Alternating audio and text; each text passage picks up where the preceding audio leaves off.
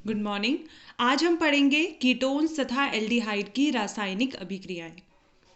ठीक है, तो इसमें जो पहला आपको ये समझना होगा कीटोन्स का या एल्डिहाइड का स्ट्रक्चर कैसा होता है।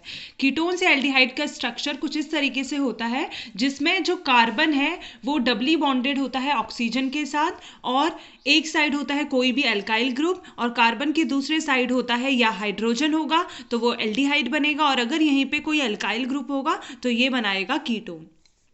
तो इस तरीके से इसका स्ट्रक्चर होता है जिसमें ये जो कार्बन डबल बॉन्ड ऑक्सीजन है ये कैसा बॉन्ड होता है, पोलर बॉन्ड होता है, ध्रुवीय बॉन्ड होता है। ध्रुवीय होने का कारण ये है क्योंकि ऑक्सीजन कैसा है, इलेक्ट्रोनेगेटिव स्पीशीज है। ये डबल बॉन्ड के का जो इस बॉन्ड के 2 इलेक्ट्रॉन्स को अपनी तरफ शिफ्ट कर देता है।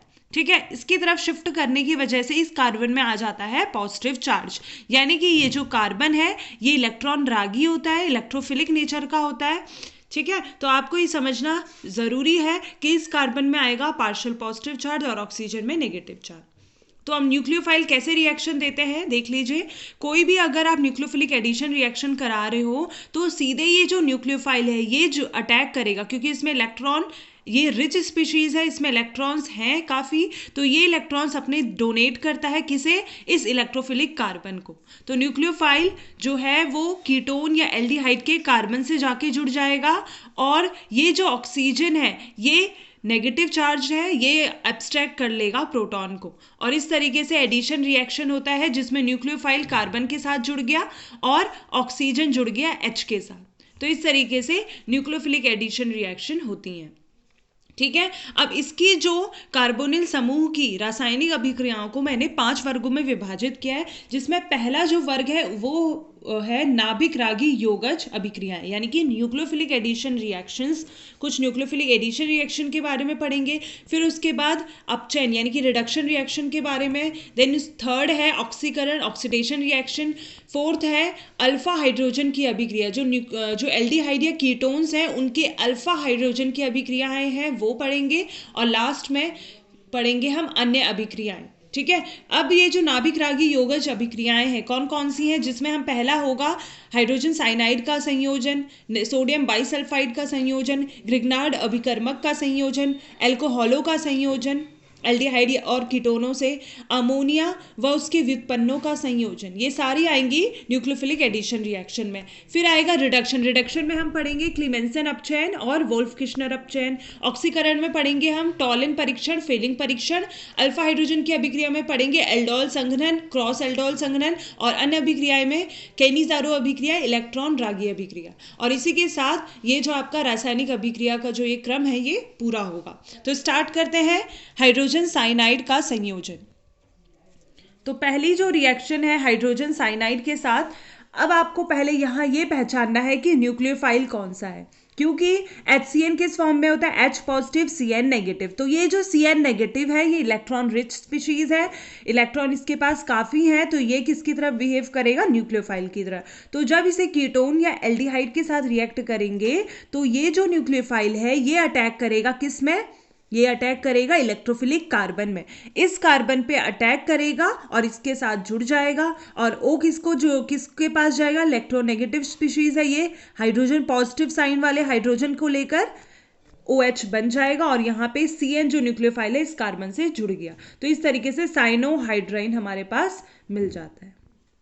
ठीक है, नेक्स्ट रिएक्शन है sodium hydrogen sulphide, sodium bisulphide का संयोजन। कैसे होता है, अब इसमें भी पहले आपको न्यूक्लियोफाइल देखना होगा। इसमें सोडियम पॉजिटिव है, मेटल तो इलेक्ट्रोपॉजिटिव होता है, फिर बाकी बची जो HSO3 माइनस है ये माइनस चार्ज होगा, ये न्यूक्लियोफाइल है। अब ये जो न्यूक्लियोफाइल है ये डायरेक्टली किस पे अटैक करेगा, इलेक्ट्रोफिलिक कार्बन पे, और ऑक्सीजन जुड़ जाएगा Na के साथ, जोड़ दीजिए, और इस साइड इसके 2 कोई भी अल्काइल ग्रुप हो सकते हैं, और इस अल्काइल ग्रुप की जगह हाइड्रोजन भी हो सकता है, यानी कि आपने यहाँ प्रोपेनॉल लिया है, आप इथेनॉल भी ले सकते थे।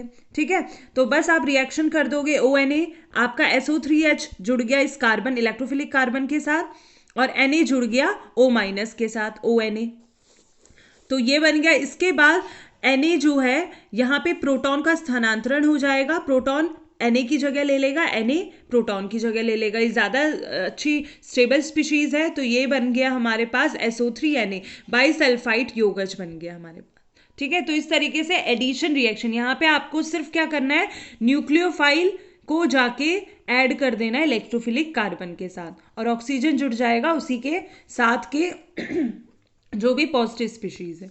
नेक्स्ट है ग्रिग्नार्ड अभिकर्मकों का संयोजन।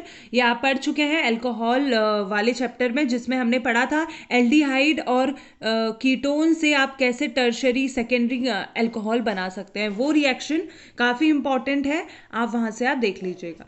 ठीक है, नेक्स्ट है अल्कोहलों का संयोजन। अल्कोहल का संयोजन करेंगे, आपने सबसे पहले एल्डिहाइड में देख सकते हैं, ये है एल्डिहाइड RCHO। जब एल्डिहाइड को रिएक्ट करते हो आप किसी भी अल्कोहल के साथ, तो अल्कोहल के OH में होता है नेगेटिव चार्ज, ये नेगेटिव चार्ज OH माइनस ये न्यूक्लियोफाइल की तरह बिहेव करता है और ये अटैक कर देगा इस इलेक्ट्रोफिलिक कार्बन में, तो OH जुड़ जाएगा इस कार्बन के साथ, CH के साथ जुड़ गया OH, और इसका जो R' वाला पार्ट है जो पार्शियल इलेक्ट्रोपॉजिटिव है, ये किसके साथ जुड़ेगा, नेगेटिव चार्ज ऑक्सीजन के साथ। गलत, तो ये फॉर्म करेगा हेमी एसिटल जिसमें कार्बन जुड़ गया OH के साथ, ठीक है, न्यूक्लियोफिलिक हाइड्रोक्साइड आयन जुड़ गया इस कार्बन के साथ और O ऑक्सीजन जुड़ गया R' के साथ, हेमीसेटल फॉर्म हो गया। अब ये जो अल्कोहल है ये दोबारा रिएक्ट करता है दूसरे अल्कोहल के साथ। कैसे रिएक्ट करता है, जब ये अल्कोहल कोई दूसरा अल्कोहल है जिसके मैंने R को दिखा दिया R" के साथ एल्काइल ग्रुप को, तो यहाँ का जो OH है ये इस OH के हाइड्रोजन के साथ वाटर रिमूव कर देता है और ये R' जो पार्शियल इलेक्ट्रोपॉजिटिव है ये इस पे अटैक कर देगा ये ऑक्सीजन, क्योंकि इलेक्ट्रोनेगेटिव है। ये हाइड्रोजन इस अपने इलेक्ट्रॉन देकर ऑक्सीजन को लेकर इलेक्ट्रॉन देकर निकल जाएगा, फिर ये ऑक्सीजन इस R' को साथ जुड़ के अटैक करके ये बना देगा एसीटल, तो इस CH के साथ 2 OR' ग्रुप जुड़ गए, तो इस तरीके से एसीटल फॉर्म होता है। ठीक है, ये थी अल्कोहलों का संयोजन किसमें, एल्डिहाइड में। अब जो नेक्स्ट है वो है कीटोन में अल्कोहल का संयोजन। कीटोन्स में अल्कोहलों का संयोजन जो है ग्लाइकोल के साथ रिएक्शन करके होता है। जब ग्लाइकोल के साथ रिएक्शन होती है क्या होता है, सबसे पहले इसका हमें देखना है कि इलेक्ट्रोफिलिक और न्यूक्लियोफिलिक सेंटर कौन सा है। न्यूक्लियोफिलिक सेंटर में पहले ये ग्लाइकोल अपने ही कंपाउंड से, अपने ही मॉलिक्यूल से OH H2O निकाल देता है। H2O निकलने के बाद जो इसका इलेक्ट्रोफिलिक कार्बन है ये जाके जुड़ेगा ऑक्सीजन के साथ और ये जो ऑक्सीजन है ये जुड़ जाएगा किसके साथ, इलेक्ट्रोपॉजिटिव कार्बन के साथ, ठीक है, और ये बना देता है इथाइलिन ग्लाइकोल कीटल। इस तरीके से ये रिएक्शन फॉर्म हो गई जिसमें CH2 जुड़ गया ऑक्सीजन के साथ और ये ऑक्सीजन जुड़ गया इस कार्बन के साथ, तो इथाइलिन ग्लाइकोल कीटल स्ट्रक्चर फॉर्म हुआ। तो अब नेक्स्ट रिएक्शन जो है अमोनिया व इसके व्युत्पन्नों का संयोजन। अमोनिया का जब संयोजन आप करते हो किसी भी कीटोन या एल्डिहाइड के साथ, तो आपको ये याद रखना है कि उसमें वाटर बाहर निकल जाता है, आपको पानी निकाल देना है। कार्बोनिल ऑक्सीजन के साथ ऑक्सीजन और H2 निकल जाएंगे और जो भी अमोनिया या अमोनिया के जो भी व्युत्पन्न है उसमें Z की जगह आप कोई भी हाइड्रोजन लिख सकते हैं, एल्काइल ग्रुप ले सकते हैं, OH ग्रुप ले सकते हैं, एराइल NH2 C6H5NH या NHCONH2 कोई भी आप ग्रुप ले सकते हैं। तो उसमें यही होगा, H2O निकल जाएगा और NZ जो है जाके डबल बॉन्ड से इस कार्बन के साथ जुड़ जाएगा। तो इस तरीके से कार्बन के भी चार बॉन्ड कंप्लीट हुए और नाइट्रोजन के भी 3 बॉन्ड कंप्लीट हुए। इस तरीके से रिएक्शन होती है। एग्जाम्पल देख लेते हैं, अगर इसी Z की जगह मैंने रखा है हाइड्रोजन, अगर हाइड्रोजन लिखा है तो ये बन जाएगा अमोनिया NH3। जब NH3 को आप रिएक्ट कराते हो इथेनल के साथ, इथेनल यानी कि CH3CHO, तो H2O बाहर निकल जाएगा और ये जो NH है इस कार्बन के साथ डबल बॉन्ड में फॉर्म करेगा, ठीक है, तो ये बन गया इथेनीमाइन। ये इमाइन ग्रुप होता है, CH डबल बॉन्ड NH जो है इमाइन ग्रुप होता है, तो इथेनीमाइन इसने फॉर्म करा। नेक्स्ट आप देख सकते हैं, अगर प्रोपेनॉन को आपने अब इस Z की जगह मैंने रिप्लेस कर दिया है NH2। जब NH2 जो है उसे बोला जाता है हाइड्राजीन। हाइड्राजीन को जब आप प्रोपेनॉन के साथ रिएक्ट करोगे क्या करना है, वाटर निकाल देना है और बाकी इस कार्बन को इस नाइट्रोजन के साथ जोड़ देना है। तो ये हो गया डबल बॉन्ड जुड़ गया और हमें मिल गया प्रोपेन हाइड्राजोन। अब इसका नाम आ गया हाइड्राजोन, ठीक है। तो इसी तरीके से आपको इस Z की जगह आपको रिप्लेस करके एक बार हाइड्रोक्साइड OH रखना है, एराइल ग्रुप रखना है, C6H5NH रख के आपको देखना है कि क्या प्रोडक्ट बनता है। ठीक है, अब जो इसी में न्यूक्लियोफिलिक एडिशन रिएक्शन है, इसमें जो लास्ट है वो है अब ये जो है कंप्लीट हो गया। अब इसके बाद नेक्स्ट है अपचयन। अपचयन यानी कि रिडक्शन। एल्डिहाइड या कीटोन का रिडक्शन होगा तो क्या होगा, क्या होगा वो देखते हैं। तो यहाँ पे जो रिएक्शन है, इसमें आप कीटोन को जब जिंक एमेल्गम के साथ रिएक्ट करते हो, किसी भी कीटोन को या एल्डिहाइड को जिंक एमेल्गम के साथ रिएक्ट करते हो, प्लस इसमें आपने कुछ HCl गैस पास कराई, तो क्या होता है, ये जो डबल बॉन्ड है ऑक्सीजन का, ये रिप्लेस हो जाता है 2 हाइड्रोजन से। यहाँ पे O जो है H2 के साथ H2O बना के वाटर बना के निकल जाएगा, और ये जो कार्बन है ये डबल बॉन्ड जो है वो रिप्लेस हो जाएगा 2 हाइड्रोजन से, तो हमें एल्केन मिल जाएंगे। यहाँ पे अगर कोई भी एल्काइल ग्रुप है तो ये बन जाएगा एल्केन। ठीक है, इसी रिएक्शन का नाम है क्लीमेंसन अपचयन अभिक्रिया। क्लीमेंसन अपचयन अभिक्रिया में आपको ये याद रखना है कि आपको अपचयन किससे कराना है, जिंक एमेल्गम की प्रेजेंस में कराना है। नेक्स्ट है, अगर आप वही अपचयन अगर आप हाइड्राजीन के साथ कराते हैं, हाइड्राजीन के साथ जब रिएक्ट कराएंगे तो H2O निकल जाएगा रिएक्शन से, और जब H2O निकल जाएगा तो बाकी बचा NNH2 जुड़ जाएंगे, हाइड्राजोन बना दिया।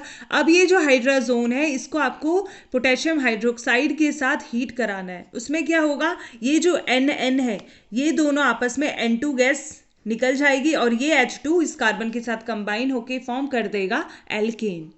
ठीक है, तो आपने यहाँ कीटोन या एल्डिहाइड से, यहाँ पे एल्डिहाइड भी हो सकता है, कीटोन या एल्डिहाइड से आपने क्या बनाया, एल्केन बनाया। तो इस तरीके की जो अभिक्रिया होती है जिसमें अगर आपने हाइड्राजीन यूज किया है तो उसे कह देंगे वोल्फ किश्नर अभिक्रिया। ठीक है, वोल्फ किश्नर अभिक्रिया और क्लीमेंसन अपचयन अभिक्रिया दोनों में जो एल्डिहाइड और कीटोन है उनका अपचयन होता है, उनका रिडक्शन होता है। बस डिफरेंस ये है कि क्लीमेंसन में आप जिंक एमेल्गम का यूज कर रहे हो और वोल्फ किश्नर में आप यूज कर रहे हो हाइड्राजीन का। ठीक है, तो आपका ये कंप्लीट होता है अपचयन अभिक्रिया और न्यूक्लियोफिलिक एडिशन रिएक्शन। अब नेक्स्ट जो रिएक्शन है वो है ऑक्सीकरण की अभिक्रिया। ऑक्सीकरण जो है, जब भी एल्डिहाइड का ऑक्सीकरण होगा तो वो किस में कन्वर्ट हो जाएगा, कार्बोक्सिलिक एसिड में, है ना। ऑक्सीडेशन का मतलब, ऑक्सीकरण का मतलब है ऑक्सीजन का एडिशन या हाइड्रोजन का रिमूवल। तो इसमें यही हुआ, एक ऑक्सीजन जाके ऐड हो जाता है एल्डिहाइड में, तो ये फॉर्म करता है कार्बोक्सिलिक एसिड्स। अब इसके लिए आपको ये याद रखना जरूरी है कि आप रिएजेंट कौन सा यूज करें जिससे एल्डिहाइड कार्बोक्सिलिक एसिड में कन्वर्ट हो जाए। तो इसके लिए 2 टाइप के रिएजेंट होते हैं। एक होता है स्ट्रॉन्ग ऑक्सीडाइजिंग एजेंट, यानी कि जो बहुत इजीली ऑक्सीडाइज, बहुत फास्टली ऑक्सीडाइज कर देते हैं एल्डिहाइड को कार्बोक्सिलिक एसिड में या कीटोन को कार्बोक्सिलिक एसिड में। इसका एग्जाम्पल है nitric acid, acidified potassium dichromate, acidified potassium permanganate. ठीक है, तो इस तरीके से ये आपको याद रखना है कि ये स्ट्रॉन्ग ऑक्सीडाइजिंग एजेंट है। वहीं पे कुछ ऑक्सीडाइजिंग एजेंट है जो माइल्ड होते हैं। ठीक है, माइल्ड होते हैं जो थोड़े इतने स्ट्रांगली ऑक्सीडाइज नहीं करते किसी भी कंपाउंड को, एल्डिहाइड को। जैसे इसका एग्जाम्पल है टॉलेंस रिएजेंट और फेलिंग रिएजेंट, जिनके बारे में अभी हम पढ़ेंगे।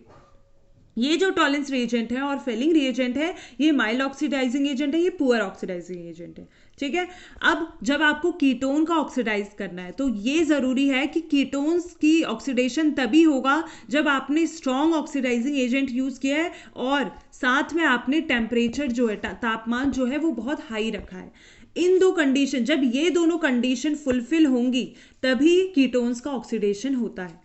लेकिन अगर वहीं पे आप बात करें एल्डिहाइड का, तो एल्डिहाइड एक माइल्ड ऑक्सीडाइजिंग एजेंट से भी उनका ऑक्सीकरण हो जाता है।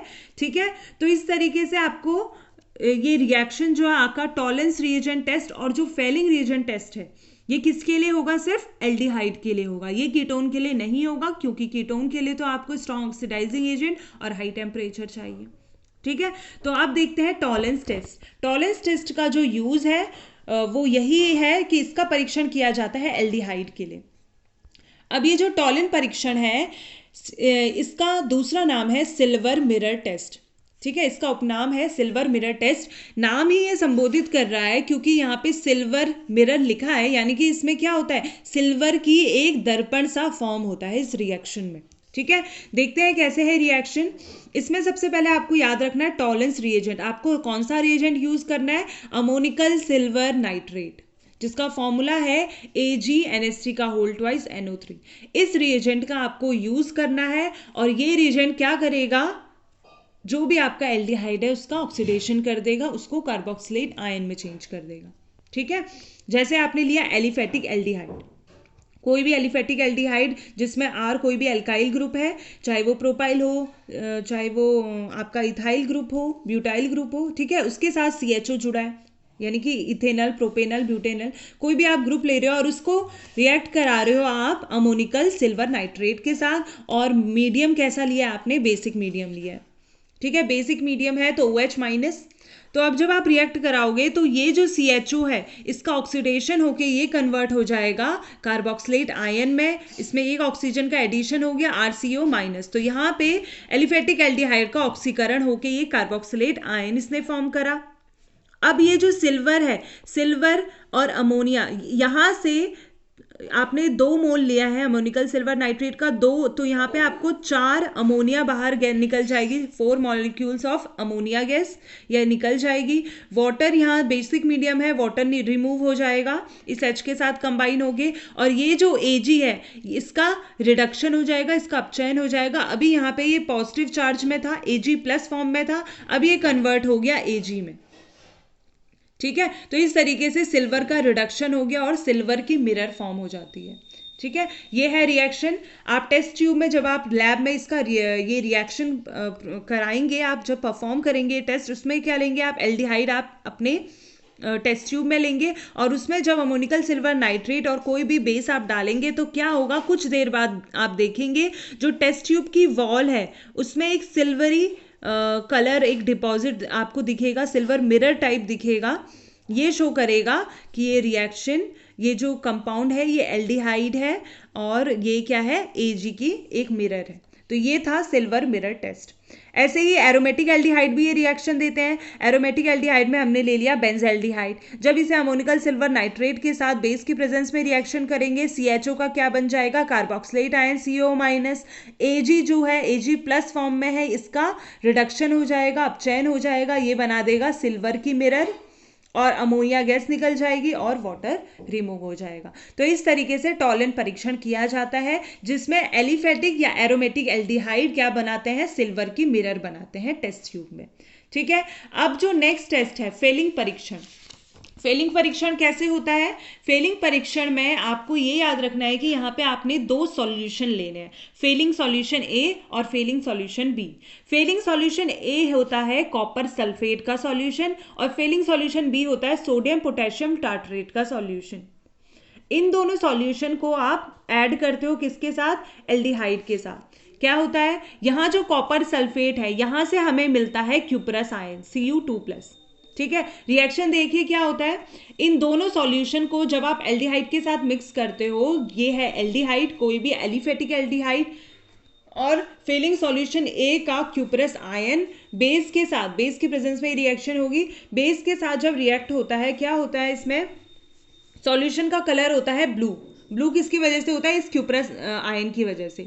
जब इसमें रिएक्शन होती है तो ये जो एलिफेटिक एल्डिहाइड है इसका ऑक्सीकरण होके ये बन जाता है कार्बोक्सिलेट आयन में, ऑक्सीजन ऐड हो गया RCO माइनस, और ये जो क्यूपरस आयन है ये कन्वर्ट हो जाता है क्यूपरिक ऑक्साइड में, इसका ये हो गया Cu2O बना दिया, जो कि रेडिश ब्राउन कलर का होता है, ये देता है रेडिश ब्राउन कलर, और वाटर क्या है यहाँ से OH माइनस, इस H को लेकर वाटर फॉर्म कर देता है। तो इस तरीके से जो ब्लू कलर का सॉल्यूशन था अब वो कन्वर्ट हो जाता है रेडिश ब्राउन कलर में, किसकी वजह से, Cu2O की वजह से। तो ये जो रिएक्शन है जिसमें रेडिश ब्राउन कलर ब्लू से रेडिश ब्राउन कलर चेंज हो जाता है, ये शो करता है कि आपने जो कंपाउंड लिया है वो कैसा है, एलिफेटिक एल्डिहाइड है। तो यहाँ पे ये आपको याद रखना जरूरी है कि एलिफेटिक एल्डिहाइड ही फेलिंग टेस्ट देते हैं, एरोमेटिक एल्डिहाइड ये टेस्ट नहीं देते हैं। तो इस तरीके से अगर आपके पास एरोमेटिक एल्डिहाइड होगा तो टॉलेंस टेस्ट आप करोगे, एलिफेटिक एल्डिहाइड होगा तो आप फेलिंग टेस्ट और टॉलेंस टेस्ट आप दोनों कर सकते हैं, ठीक है, और कीटोन्स ये टेस्ट नहीं देंगे। अब नेक्स्ट है फेलिंग टेस्ट हो गया, टॉलेंस टेस्ट हो गया। अब जो नेक्स्ट है fourth part of reaction, that is reaction due to alpha hydrogen. Alpha hydrogen के कारण एल्डिहाइड और कीटोन की अभिक्रिया। अब अल्फा हाइड्रोजन की ही बात की जा रही है। ये अल्फा हाइड्रोजन क्या होते हैं पहले ये समझना जरूरी है। कोई भी एल्डिहाइड या कीटोन में जो सी डबल बॉन्डो है ये कार्बोनिल है, कार्बोनिल ग्रुप है। सी डबल बॉन्डो से जो डायरेक्टली अटैच्ड कार्बन है इसका नाम होता है अल्फा। ये पोजीशन होती है अल्फा पोजीशन, तो इसीलिए कहा जाता है अल्फा कार्बन, और इस कार्बन के हाइड्रोजन को कहा जाता है अल्फा हाइड्रोजन। क्लियर है? आपको ये समझना जरूरी है कि अल्फा हाइड्रोजन है कौन सा। ये कौन सा है? कार्बोनिल ग्रुप से डायरेक्टली अटैच्ड कार्बन के हाइड्रोजन को कहा जाता है अल्फा हाइड्रोजन। ये जो अल्फा हाइड्रोजन है ये बहुत ज़्यादा अम्लीय होता है, एसिडिक होता है, तो इसकी वजह से ये काफ़ी सारी अभिक्रियाएं देता है। अब ये इसका एसिड अम्लीय होने का क्या कारण है? तो पहला कारण ये है कि ये जो C double bond O group है ये कैसा ग्रुप है? ये क्या करता है? इलेक्ट्रॉन अपनी तरफ खींचता है।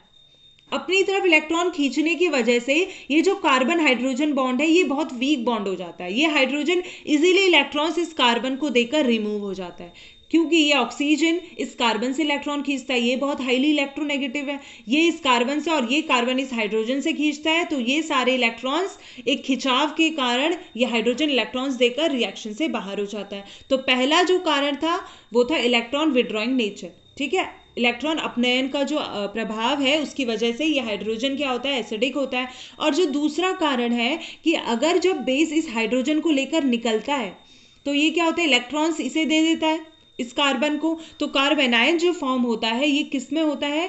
ये अनुनाद द्वारा स्थायित्व होता है, यानी कि रेजोनेंस ये स्टेबलाइज्ड होता है। कैसे होता है? नेगेटिव चार्ज इस कार्बन में आ गया, अब ये जो नेगेटिव चार्ज है इस कार्बन के साथ फिर से डबल बॉन्ड में पार्टिसिपेट कर सकता है, क्योंकि ये ऑक्सीजन तो इलेक्ट्रोनेगेटिव है, ये इस बॉन्ड के दोनों हाइड्रोजन को दोनों इलेक्ट्रॉन्स को अपनी तरफ शिफ्ट कर लेगा, तो ऑक्सीजन में आ जाएगा नेगेटिव चार्ज और इस कार्बन में आ गया डबल बॉन्ड। तो यहाँ पे दो स्ट्रक्चर आपको मिल रहे हैं जो कि रेजोनेंस स्टेबलाइज है, जिसमें ये जो नेगेटिव चार्ज है सिर्फ एक कार्बन में ना आकर इस ऑक्सीजन में भी डिस्पर्स हो रहा है।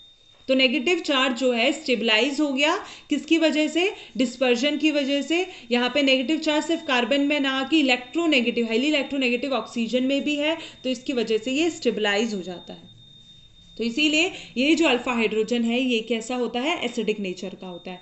अब इसी की एसिडिक नेचर शो करने वाली जो मेन रिएक्शन है वो दो मेन रिएक्शन है, एल्डोल कंडेंसेशन रिएक्शन, एल्डोल संघनन अभिक्रिया, और क्रॉस एल्डोल कंडेंसेशन रिएक्शन, ठीक है। तो पहले हम स्टार्ट करते हैं aldol condensation reaction. Aldol condensation वो रिएक्शन, वो कंपाउंड्स ही देते हैं, वो एल्डिहाइड या और कीटोन्स जिनके पास